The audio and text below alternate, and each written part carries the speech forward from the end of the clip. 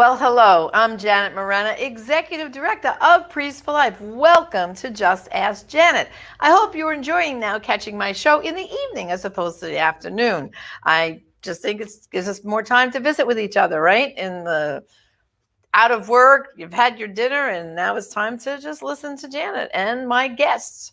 Well, today joining me is a dear friend of mine and Father Frank Pavones. This gentleman we've known for decades, believe it or not. He's been involved in the pro-life movement with youth ministry for many, many years. And he eventually came to Stand True, our youth ministry right here at Priests for Life. But today's show is going to be very informative because we're going to have an answer for parents when you hear the phrase from your daughter, Mom, Dad, I'm pregnant. What should you do? How should you react? We're going to listen to Brian Kemper and his whole testimony from becoming pro-life to how to deal with that difficult question. So, Brian, welcome to the program. Thank you, Janet. It's so great to be back here in Florida, too. That's right. Well, of course, like I just alluded to, you had a past, a not so nice past, but can you tell us briefly about your not so nice past and how you became a Christian? Absolutely, Janet. People always ask this. They always tell me, "I'm so sorry you had to go through that. I'm so sorry." And in some ways, I agree with that. But also, I believe that God gave me strength by allowing me to go through some of those trials. And growing up. When you were using drugs. I was using drugs. Like growing up in a broken family, abuse, all of that that was led into drug use. And you were even selling drugs, right? Yeah, selling drugs and involved in just some really, it goes back as far as like even in junior high school. Like I was so upset. I'd write 666 on my forehead so teachers wouldn't talk to me. Like it was dumb stuff. But all of that led up to me going to a concert in 1987, and I overdosed, a Grateful Dead concert, and Bob Dylan. And it was a doctor in the hospital who pulled me aside and told me that I had value and that God loved me. And I didn't believe that God could love me because of that stuff. Right. And this doctor shared that, and it changed my life. Well, don't you think a lot of young people too are, they go through that. They think if they're in, like you said, a dysfunctional family, or sometimes it could be a really good family, but maybe they're being bullied at school or this is happening, that they think they have no self-worth. God doesn't love me. What would you say to young people that you experienced, that you had all that garbage happen to you and you turned to drugs as the answer? What can you say to young people that you would say, no, drugs is not the answer, but here from my experience, how to get on this right path? Well, I think, Janet, it starts with maybe even the families talking to their young people. I have grandmas all the time. How do I talk to my grandchild? How do I do that? It comes back to, as we talked earlier today, about the divine mercy of God. We don't always treat someone that's going through hard times with that mercy and with that grace. And that can push people away. And for years I'd heard, oh, you're evil, you're going to hell, all this. That never helped. Well, all those negative terms, if a young person, a child hears that, you're bad, yes, you're evil, you're bad. Well, now their self-worth keeps going down, and then if they get, maybe they're not popular at school and they get bullied at school, it goes down further. And they buy into it. Right. They start to believe that. Right. This doctor only told me the positive. He told me that. And so that helped you change your life around, right? Yeah. Absolutely. He helped you get clean. He set you on the right. He got me all of that. And then it was about a week and a half later, I was at this church that I went to live at to get clean and to help me out and all that. They brought in a Christian rock band, a punk rock band called The Crucified.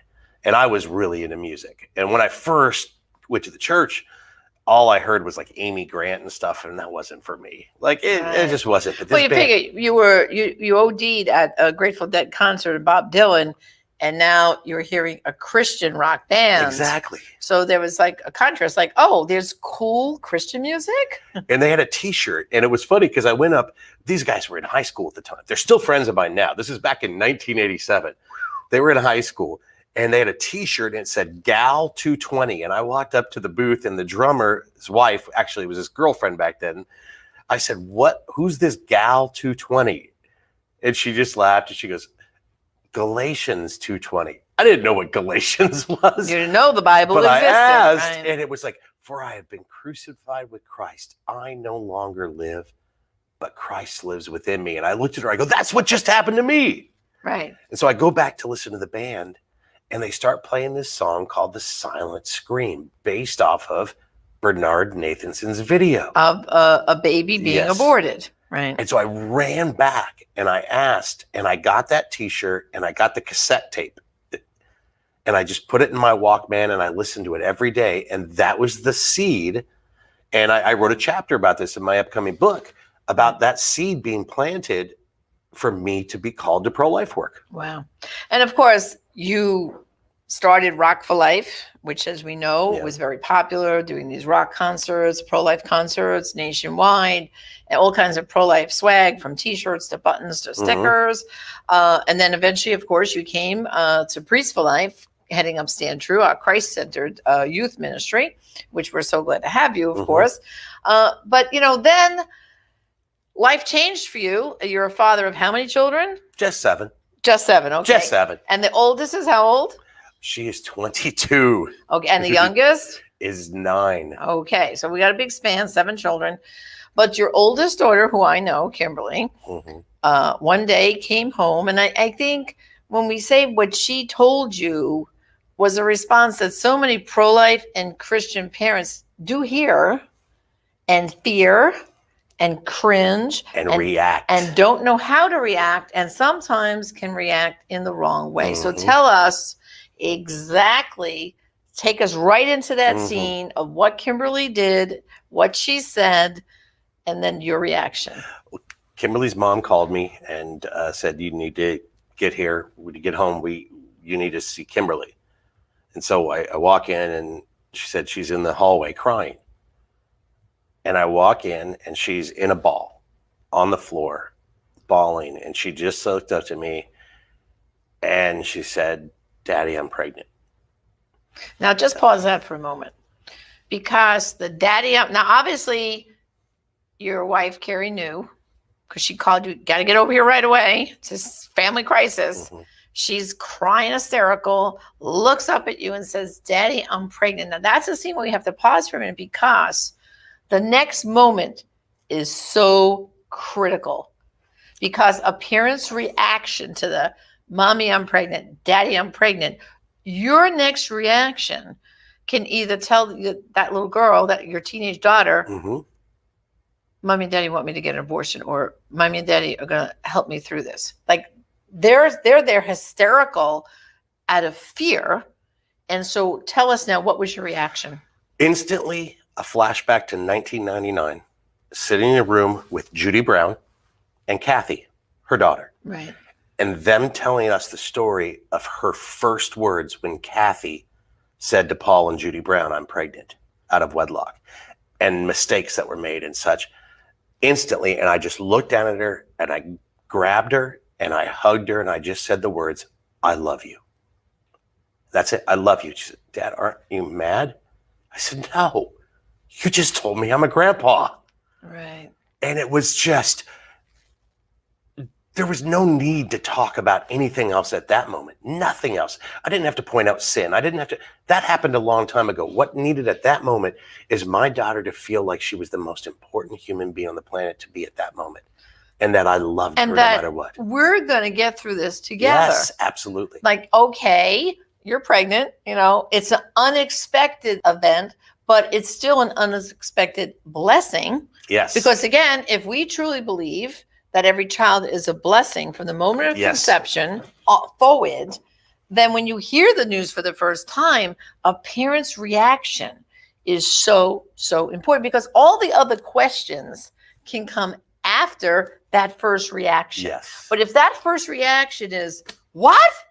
What do you mean you're pregnant? Like, see, because that's what I think most parents would easily fall into. What do you mean you're pregnant? What happened? Who's the guy? Like, if you go down that trail right away, all you're doing, would you say, is crushing your daughter right then. She's feeling even more shame. Like, already she feels shame. She's scared to tell you. So your reaction has to be what you're saying, Brian. Loving, accepting. It's okay, honey. I love you. We'll get through this. We'll figure it out, right? It's almost like when you go to confession, the priest doesn't go, "What do you mean you did that?" Exactly. Like, nobody would ever go to confession. Right. You know. But I think very often, Brian, and this is something for people to realize. All church-going people, your reaction to that little girl down the street when you hear, "Oh, did you hear Mrs. Kemper? Her daughter Kimberly's pregnant." And how old was she when she became pregnant? She was 19. 19. She's only 19. I can't believe she's pregnant. Well, if that's your reaction, and as soon as they say something like, "Well, what is she going to do?" That answer, well, what is that saying? That there's an option what to do? No. If you ask, "What is she going to do?" That's an abortion-minded question, isn't it? Absolutely. Because you're acting like there's a choice. Have the baby or don't have the baby. No, it's an unexpected blessing. And our language, our reaction. And what I find, Brian, and I'm sure you've experienced this too, especially church-going people and churches can shame these girls. They push them towards abortion. They do push them towards abortion by the church's reaction, Yes. by the community's reaction. Because, the answer here is like you did, you love her. But then tell us what happened in those next few days. How did you deal with this news with Kimberly and your wife? The first thing I did was I said, where's your boyfriend? And she said, "He's outside in the car. He's scared to death of you." Well, I wonder He's why. gonna kill me now, right? So I walk out the front door and he's standing by the car and I start walking to him and I could see he's getting nervous. I could see he's ready for me to punch him in the face. And I walked up and I just hugged him. And he's like, "What are you doing?" And I just kind of whispered in his ear. I go, "You're stuck with me now, dude." And I said, "Dude, you're the father of my grandchild." I said, "You're part of the family now." He's like, I said, there's nowhere for me to be angry now. Now it's, what are we going to do? What are we going to do Right. to make sure that you guys are able to raise a child? And I remember even because he didn't have the same passion like Kimberly had, because Kimberly had gone to survivors camp. She'd been involved in pro-life for so many years and such. Right. And his mother and him and me and Kimberly went out to dinner, and he made the mistake of bringing up the A word. Oh, abortion. And his mother stopped me before I could say a thing and turned around and let him know in no uncertain words that word will never come out of his mouth again. Right. This is not a consideration. Yeah. And so that was the end of that. But the point being is I have zero shame. I don't care what the world thinks. And this is something that also came from my childhood, Janet, is when my mother in 1966 found out she was pregnant. Was born in 67. She found out at the end of 66. She tried to find an abortion, which she couldn't. And then when she told her parents, they immediately packed her bags and sent her to San Francisco so nobody would know that their daughter was pregnant. And I always vowed I would never do that, because to this day that hurts me. That hurts me to think about. I've forgiven. Well, they shamed your mom and sent her away to give birth to you. Yeah. And were they ashamed of me? Right. So there's no way you were going to do that to your daughter. Absolutely not. So now, okay, so the boy's mom, she's supportive, and you got the boyfriend straightened out. Like, okay, the A word's out. Did you seek help from we hear yes. about pregnancy resource centers? That's exactly what I did. Is obviously I'm very involved in the community in Dayton area, and I've spoken at the pregnancy dinners. I've done all of that. Right. So now you're finally going to seek out the services of the very centers you help raise money for. And my insurance agent, who's a friend of mine, had come to me one day and goes, "I saw your picture at the pregnancy center I insure. I didn't realize that was you," thing. So I made an appointment and I walked in with Kim, and they took her back to ask a few questions. And the director came out and was like, "Wow, Brian, thank you for being willing to come here." Because I've never been there other than to bring a girl that's considering abortion or to speak or to do work. Now I'm a patient, sort of say. Yeah. I'm a customer. Right. And that was a beautiful moment too. It was humbling for me, very humbling for me. But I think the pregnancy center appreciated that even a pro-life leader might need their service someday.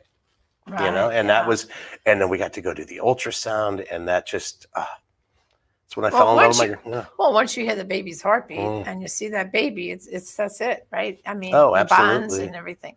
So tell us then, how did Kimberly manage the pregnancy, and how did things work out? How old is the baby now? Mia's 2, Oh wow! and she has a little sister now.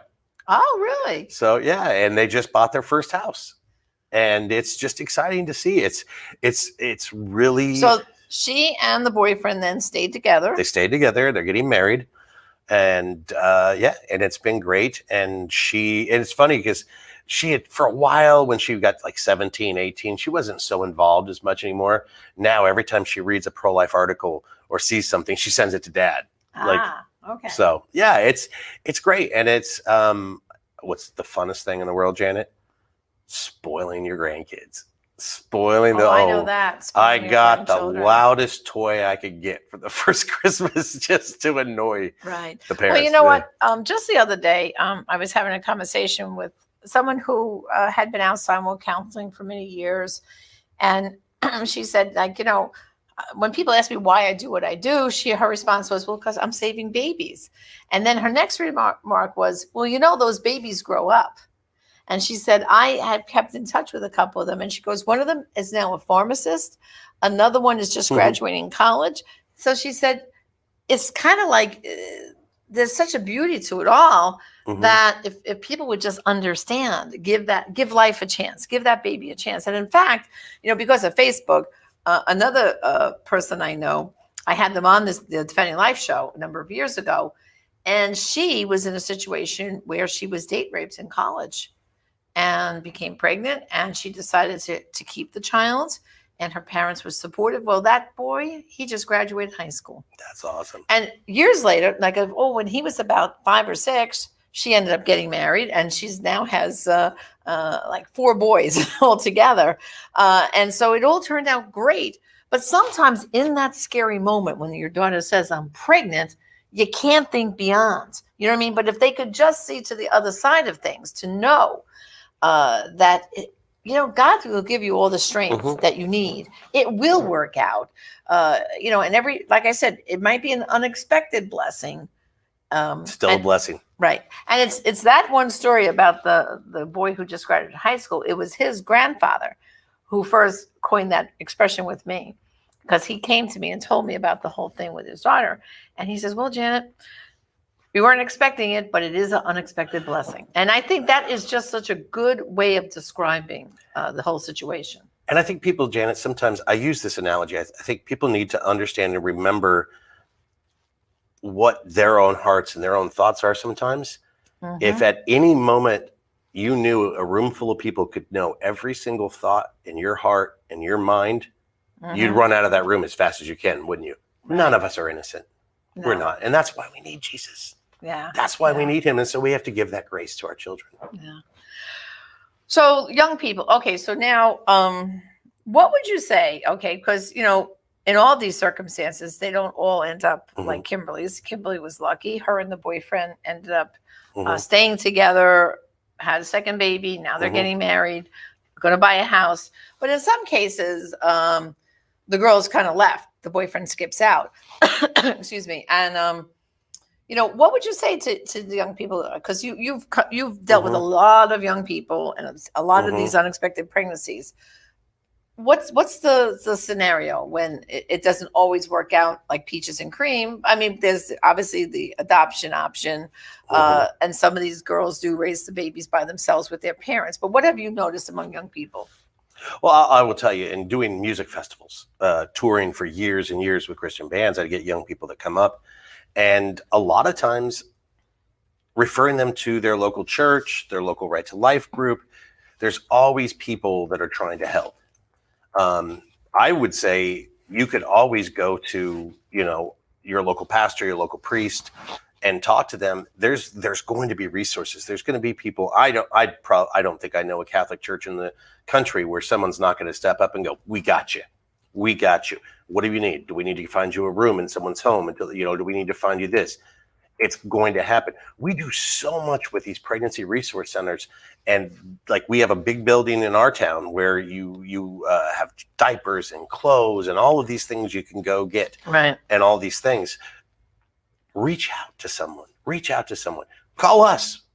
Call us here at Priest for Life. Email us. It's just we'll as put them. Yeah. First of all, if people want to know where is the local pregnancy center, Yes. just go to pregnancycenters.org. That's Mhm. pregnancycenters.org. All you have to do is put in your zip code, and it will show you where the nearest pregnancy help center is in your neighborhood. Yep. And they are there. First of all, they'll give you a free pregnancy test, because sometimes a girl takes these over-the-counter pregnancy tests, but then the next question is it a viable pregnancy? If you go right off to an abortion clinic, Mhm. they're not going to tell you if it's a viable pregnancy. Nope. And very often, when it can happen in the first few weeks of that pregnancy, she can miscarry. Very Yes. common. Or it could be a tubal pregnancy, Yes. and there'll be other complications. So the answer is, don't rush off to the abortion clinic. That's why. Because they're not going to give you good medical care. At least at the pregnancy help centers, they will. They will give you a proper diagnosis, all of that. to see, is this a viable pregnancy or not. I mean, very often the pregnancy test will say they're pregnant, but now there's no heartbeat. And that happens. I was with your sister-in-law a few weeks ago at the Heartbeat International Conference, and Right. seeing some of the new technology and ultrasounds it's and all of this amazing. stuff. Mhm. They were doing live ultrasounds right there at the conference. There are so many resources, Janet. There were so many booths, so many resources. There's nowhere in this country where we can't find someone to help you. That's right. Let's just switch gears for a minute. Of course, stand true, Christ-centered pro-life ministry here at Priest for Life. We're starting the summer off right now. And of course, I know one of the activities you suggest, we said we're going to do monthly things Mhm. and this and that. So, Independence Day is coming up. Actually, it's this Sunday, July 4th. Mhm. I'd like to see for the young people, they could begin to think about independence for the unborn. And, can we do let me see some memes or put something on Mhm. TikTok? Or, I think what we have to encourage our young people to do is to talk more about the unborn child, and then connect that, do we want thousands of these babies dying every single day? And I think you had a concept too, that in the 50 minutes of a kid sits in class, how many babies are dying from abortion during that period of time? Yeah, if you figured out that average. Right.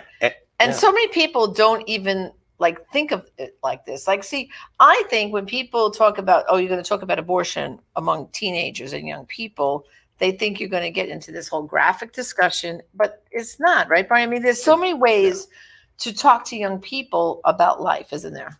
Absolutely. There's a time and a place for every way that we talk about it. There is a time and a place to use the victims of abortion imagery. Pictures, right. There is that time, but that's not always the thing, and that's not always the case. So there's a time and a place. Mhm. And I like to look at things like Independence Day and stuff like that and think, okay, how do I relate this? Like, if it's independence for all, I'll add born and unborn. Right. Things like that. Simple. Something very simple. Right. And you can do that with almost anything, just to plant that seed. Mhm. And you never know if someone might see that meme, or someone, it's like the very first, before all the internet stuff, the very first pro-life sticker I ever made, I gave to a student at Loris College in Dubuque, Iowa. So when I first got them, I was there speaking. She put it on her notebook in school. That day, this girl sitting behind her came to her and said, "I'm supposed to go have an abortion tomorrow. Can I talk to you?" Wow. And it's saying, so you never know. You may post a meme on Facebook or Instagram. You may do that. Don't do it in a way like we've said, where you're going, oh, you're blah, blah. Do it in, there's love, there's independence, there's all of this, there's this positive thing.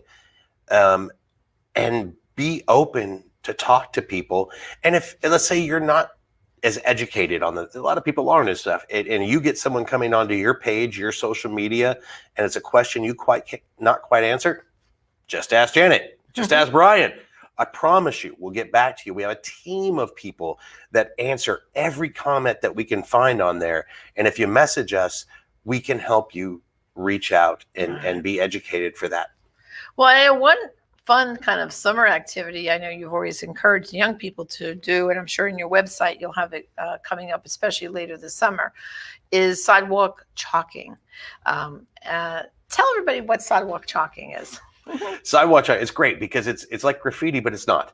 It's legal. It legal, washes and away. It washes away when it rains. It's something simple. And again, one of my favorite stories. this was back in the early 90s. Matt Bowman, who was now back with the ADF, he was at Health and Human Services, great pro-life lawyer. Right. Myself and Will Goodman, who works with Red Rose Rescues, were sidewalk chalking. We found out about an abortion that was going to take place in Pittsburgh, Pennsylvania. We knew the guy who it was his brother's girlfriend was going to have an abortion, and so we knew her name. So we went around this abortion mill in a 2-block radius and just wrote, "We love you," her name. "God loves you. Let us help you," and her name everywhere, all around. We ended up finding out we were at the wrong abortion mill, that they changed their appointment. So we left and went to the other one. But the sidewalk counselor who was there every day called us about an hour later and says, "You're not going to believe this, but there was another girl with that same name that was scheduled that day. And when she saw that, she broke down crying, went to the sidewalk counselor and kept her baby." Oh, wow. And so we'll say, pregnant, need help, call this, Right. and put websites, Or hurting stuff after, like abortion stops a beating beating heart. heart, pretend I'm a tree and save me, actually Right. became one of our most popular t-shirts from a sidewalk And of course, jog. our new phrase, which is "my heart beats just like yours." Yes. Yeah. So you could just write this on the sidewalk. It could be outside an abortion clinic, Mhm. all around on the sidewalk, or it could be someplace just where a lot of people go, like Women Do Regret Mhm. Abortion, and it just people read it You and know, go.